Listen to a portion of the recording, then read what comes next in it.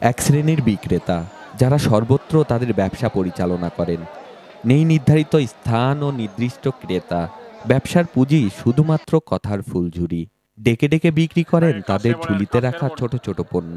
কাশসর্দির বড়ি আছে, সে কোন ধরা কাকুই আছে, ছোট চিরুনি, বড় চিরুনি, কাশসর্দির বড়ি আছে। হ্যাঁ, হকার। একজন হকার, মোহাম্মদ গফফার আলী ডাবলু, যিনি দীর্ঘ ৩৫ বছর যাবৎ এই পেশায় নিয়োজিত। সময়ের সাথে তাল মিলিয়ে তার ঝুড়িতে তুলেছেন লজেন্স, ব্রাশ, টুথপিক সহ প্রায় ২০টি পণ্য। এই ব্যবসা তো প্রায় ৩৫ বছর হয়ে গেল। হ্যাঁ, ৩৫ বছর হয়ে গেল। জি। কি কি আছে আপনার কাছে? আমার কাছে কাশের বড়ি আছে, একটা ঘুগরা আছে, তারপর ব্রাশ আছে, এই যে ব্রাশ। হ্যাঁ, কোনটা কত করে বিক্রি করে? এটা ব্রাশ বেশি 20 টাকা, এই যে ম্যাটাটো কোম্পানির ব্রাশ 20, আর এই কাশের বড়ি মাত্র 10 টাকা বেচেছি, 12টা 10। হ্যাঁ, আর ঘুগরা বেচেছি 20 টাকা পিস।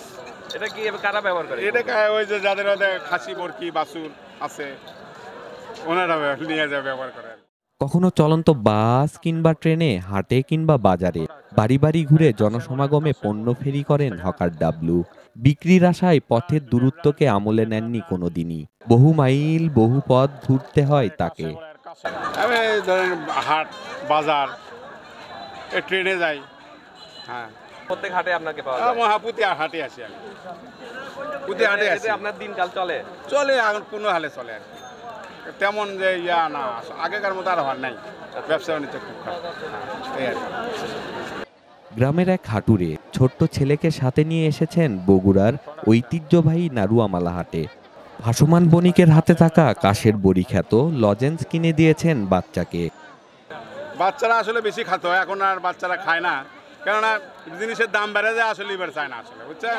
খুব ভালো চলেছিল এই লজেন্সগুলো, পেপারমিন্ট লজেন্স খুবই ভালো ছিল, এখনো ভালো আছে, কিন্তু আগের থেকে ব্যবসা নেই। হকার নামক ভাসমান বণিকদের মূলধন বলতে সামান্য কিছু টাকা আর মনোবল। নিম্ন ও মধ্যবিত্তর কাছে ফেরি করা এই ব্যবসায়ী নগর ও গ্রাম অঞ্চলে বাণিজ্য করে বাঁচিয়ে রাখে সংসারের কয়েকজনের জীবন প্রদীপ। বাড়ি অনেক দূর, বগুড়া, চকসূত্রপুর। হ্যাঁ, এখন এটা 2টা 20 টাকা মাত্র। হ্যাঁ হ্যাঁ, আর এখন খুব খারাপ অবস্থা, মানে এখন চাউল কেনার মতো পয়সা নাই, এরকম খারাপ হয়ে গেছে। বাংলাদেশের পুরনো ও ঐতিহ্যবাহী পেশার একটি হকারি। কতিপয় ক্ষুদ্র এই পেশাজীবীরা দিন বেচে দিন খায়। বুক ভরা স্বপ্ন নিয়ে বাঁচতে হয় তাদের। রাশেদ নীরব, নিত্য নিউজ, বগুড়া।